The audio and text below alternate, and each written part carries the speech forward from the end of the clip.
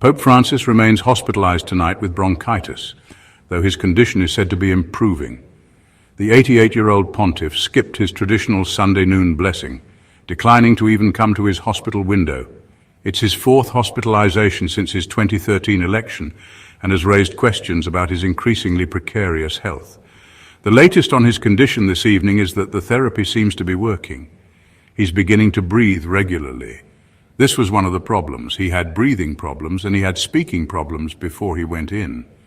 And the big fear in the Vatican at that time was that the bronchitis, which he had had for more than 10 days, would transform into pneumonia, which for a man of 88 would have been a major life-threatening problem.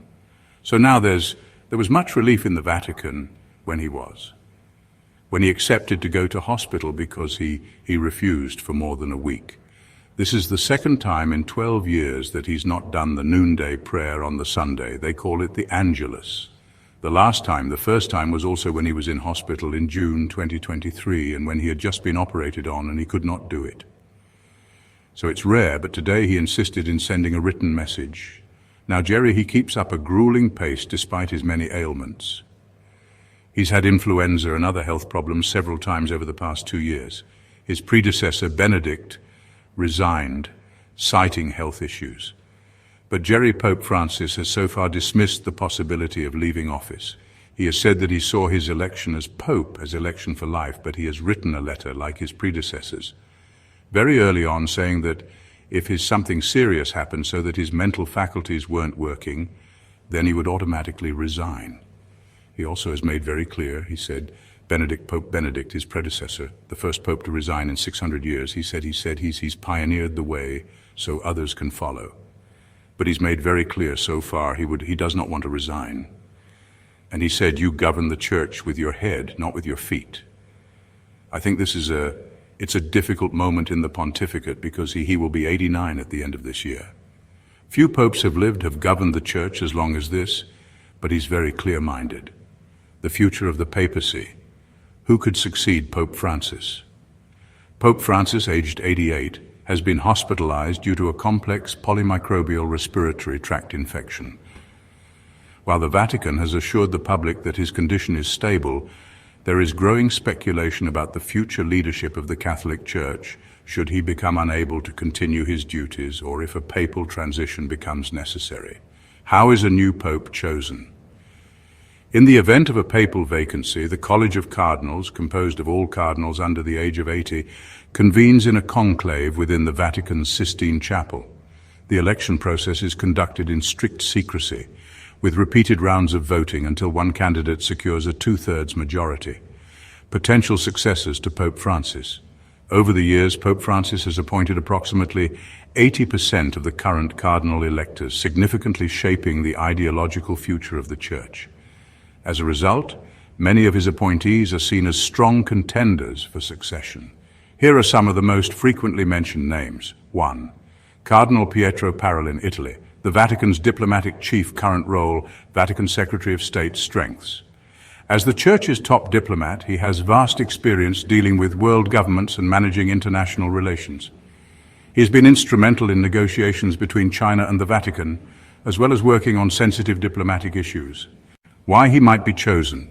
His institutional knowledge and experience make him a strong candidate for stability within the Church. 2. Cardinal Luis Antonio Tagle, Philippines, a rising voice from Asia, current role, pro-prefect of the Dicastery for Evangelization, strengths.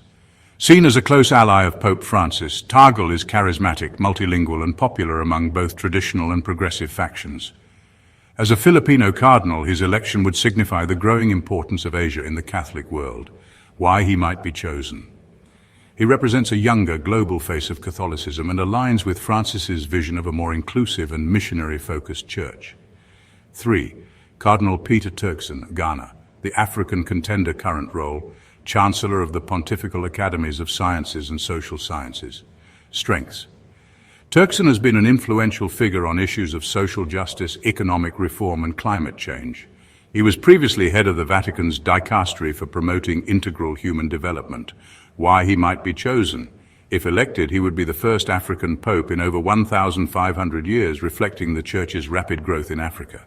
4. Cardinal Matteo Zuppi, Italy, the pastoral bridge builder current role, Archbishop of Bologna, and head of the Italian Bishops' Conference strengths. Zuppi has been deeply involved in peace negotiations, including Vatican-led efforts in Ukraine.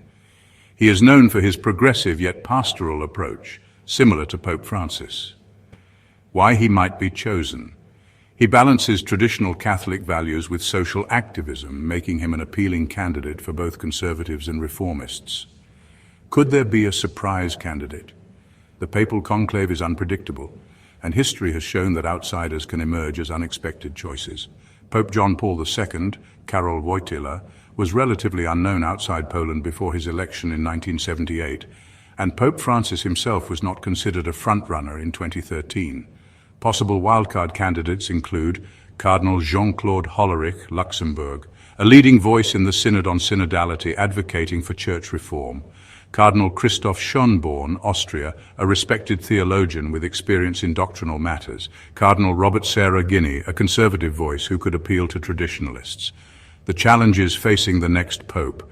Whoever succeeds Pope Francis will face major global challenges, including declining church membership in the West, how to keep the faith relevant in an increasingly secular world, the future of church reforms. Will the next pope continue Francis's push for change, or will the church shift toward a more conservative direction? Scandals and governance issues, handling financial transparency, abuse scandals, and Vatican politics. The rise of Christianity in the global south. A non-European pope may better represent the growing Catholic populations in Africa, Asia, and Latin America. Final thoughts, a defining moment for the Catholic Church. Pope Francis's hospitalization has reignited discussions about the future of the papacy. If he recovers and continues his leadership, he may still have time to shape the Church's direction further. However, if a transition occurs, the next conclave will determine whether the Church continues Francis's reforms or moves in a new direction. The decision will not only shape 1.3 billion Catholics worldwide, but will also have global political and moral implications. The world is watching. Who will be the next pope?